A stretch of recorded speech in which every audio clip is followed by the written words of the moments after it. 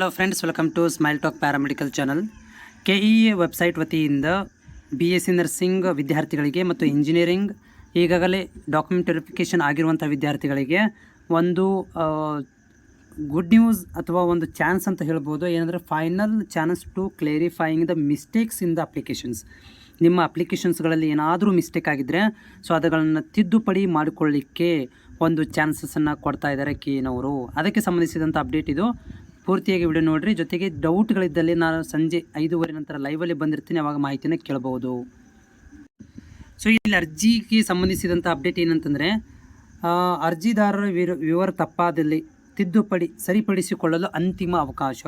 UGCET 2024 ಅರ್ಜಿ ವಿವರ ವಿವಿಧ ಇಲಾಖೆ ವೆಬ್ ಸರ್ವಿಸ್ ಮೂಲಕ ಮಾಹಿತಿಯನ್ನು ಪರಿಶೀಲಿಸಿಕೊಳ್ಳಲು ಅಭ್ಯರ್ಥಿಗಳಿಗೆ 29/6/2024 ಪೋರ್ಟಲನ್ನು ತೆರೆಯಲಾಗಿತ್ತು. ಅಂದರೆ ಈಗ ಅಲ್ಲಿ ನೋಡಿರಿ, ನಿಮ್ಮ ಡಾಕ್ಯುಮೆಂಟ್ ವೆರಿಫಿಕೇಷನ್ ಕರೆಕ್ಟ್ ಐತಿಲ್ಲೋ ಅಂತ ಚೆಕ್ ಮಾಡ್ಕೊಳ್ಳಿಕ್ಕೆ ಅಂತ ಹೇಳಿ ಒಂದು ಲಿಂಕನ್ನು ಕೊಟ್ಟಿದ್ದರು.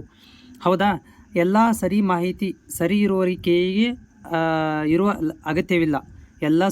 ಎಲ್ಲ ಮಾಹಿತಿಗಳು ಸರಿ ಇದ್ದರೆ ಅವರು ಕೆಇಗೆ ಬರುವಂಥ ಅಗತ್ಯವಿಲ್ಲ. ಅಂಥವರಿಗೆ ವೆರಿಫಿಕೇಷನ್ ಸ್ಲಿಪ್ಪನ್ನು ಡೌನ್ಲೋಡ್ ಮಾಡಿಕೊಳ್ಳಲು ಸದ್ಯದಲ್ಲಿ ಕೆಇ ವೆಬ್ಸೈಟ್ ಪ್ರಕಟಿಸಲಾಗುವುದು. ಅಂದರೆ ಈಗಾಗಲೇ ಯಾರ್ದು ಇದು ವೆರಿಫಿಕೇಷನ್ ಎಲ್ಲ ಸಕ್ಸಸ್ ಆಗಿದೆ, ಎಲ್ಲ ಕರೆಕ್ಟ್ ಇದೆ, ಅಂಥವ್ರುಗಳಿಗೆ ಯಾವುದೇ ಥರದಂಥ ತೊಂದರೆ ಇಲ್ಲ. ಅವ್ರಿಗೆ ವೆರಿಫಿಕೇಷನ್ ಸ್ಲಿಪ್ಪನ್ನು ಕೊಡ್ತೀವಿ.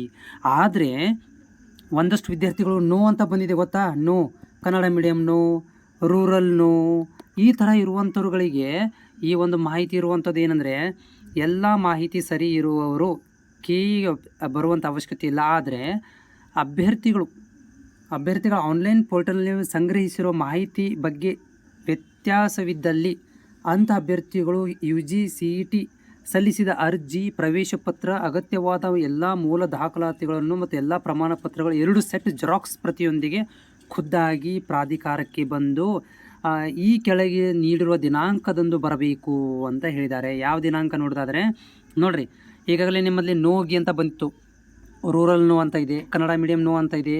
ಆಮೇಲೆ ನಿಮ್ಮದು ಕಾಸ್ಟ್ ಸರ್ಟಿಫಿಕೇಟದಲ್ಲಿ ಕೂಡ ಇದೆ, 2B ಇದೆ, 3B ಇದೆ, 3A ಇದೆ, ಆದರೂ ಕೂಡ GM ಅಂತ ಬಂದಿದೆ. ಸೊ ಅಂಥ ವಿದ್ಯಾರ್ಥಿಗಳಿಗೆ 4/5/6 ಸೊ ಈ 4/5/6 ತಾರೀಕದಂದು ನೀವು ಏನು ಮಾಡಬೇಕು, ನಿಮ್ಮ ರ್ಯಾಂಕಿಗೆ ತಕ್ಕಂತೆ 10 ಗಂಟೆಯಿಂದ 12:30, 1:30ಯಿಂದ 3 ಗಂಟೆ ಮತ್ತು 3 ಗಂಟೆಯಿಂದ 4-2 ಸಂಜೆ ತನಕ ಏನು ಮಾಡ್ಬೋದು ಅಂತಂದರೆ, ನೀವು ಡಾಕ್ಯುಮೆಂಟ್ ವೆರಿಫಿಕೇಷನಿಗೆ ಏನು ಮಾಡಬೇಕು, ನಿಮ್ಮ ಎಲ್ಲ ದಾಖಲಾತಿಗಳನ್ನು ತೊಗೊಂಡು ಈ ಒಂದು ಅಡ್ರೆಸ್ಸಿಗೆ, ಯಾವ ಅಡ್ರೆಸ್ ನೋಡಿರಿ, 18th ಕ್ರಾಸ್.